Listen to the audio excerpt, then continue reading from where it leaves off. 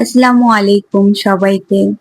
Mutton কষা তো আপনারা অনেকেই অনেকভাবে রান্না করেন, কিন্তু এইভাবে কি কখনো রান্না করে দেখেছেন? এইভাবে একবার রান্না করলে আপনার বাসার সবাই এটার ফ্যান হয়ে যাবে, কারণ এটা খেতে অনেক বেশি টেস্টি হয়। একবার রান্না করলেই বুঝতে পারবেন এটা কত বেশি টেস্টি হয়। তাহলে চলুন শুরু করা যাক আজকের রেসিপি। প্রথমে আমরা সরিষার তেলে দুটি তেজপাতা এবং কুচি করা পেঁয়াজ দিয়ে ভেজে নিব। পেঁয়াজগুলো যখন ভাজা হয়ে আসবে তখন এর মধ্যে দিয়ে দিব 1 চামচ পরিমাণ রসুন বাটা ও 1 চামচ পরিমাণ আদা বাটা। আদা রসুন বাটা দেওয়ার পরে কিছুক্ষণ তেলে এগুলোকে ভাজতে হবে। ভাজা শেষ, এর মধ্যে দিয়ে দিব মাটন। যে মাটনগুলো আগে থেকে ধুয়ে পরিষ্কার করে রেখেছিলাম সেগুলো এখানে অ্যাড করে নিব। দিয়ে দিব স্বাদ মতো লবণ, যতটুকু দরকার হয়।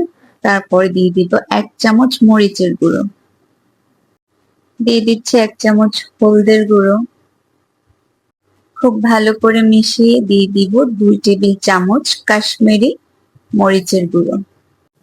এটা অপশনাল, আপনারা চাইলে দিতে পারেন, না চাইলে স্কিপও করতে পারেন, কিন্তু এটি দিলে মাটন কষার কালারটা খুব বেশি দারুণ হয় দেখতে।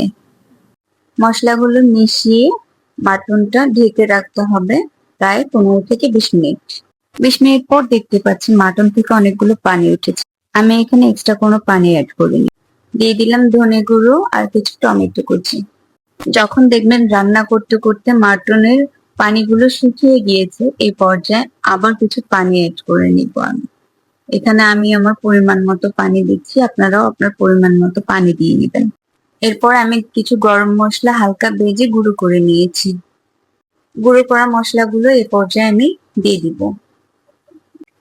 দিয়ে দিব 2 টেবিল চামচ টক দই। টক দইটা দিয়ে খুব ভালো করে মিশিয়ে তারপর আমি এটাকে ঢেকে রাখবো প্রায় 20 মিনিট। আমি এইভাবেই 1.5 ঘন্টা মাটন কষাটা রান্না করেছি। প্রায় 20 মিনিট পর পর উঠিয়ে এটাকে চেক করে দেখেছি। রান্না শেষে নামিয়ে নিব। আর এই রেসিপিটি ভাত বা সাদা পোলাওয়ের সাথে আপনারা ট্রাই করে দেখতে পারেন, খুবই অসাধারণ লাগে খেতে। বাসায় একবার হলেও এইভাবে মাটন কষা ট্রাই করে দেখবেন। কখন যে 2 প্লেট ভাত শেষ করে ফেলবেন বলতেও পারবেন না, এটা এত বেশি মজা হয়। যাই হোক, রেসিপিটি ভালো লেগে থাকলে ভিডিওতে একটি লাইক দিয়ে চ্যানেলটিকে সাবস্ক্রাইব করে রাখবেন পরবর্তী ভিডিওর জন্য।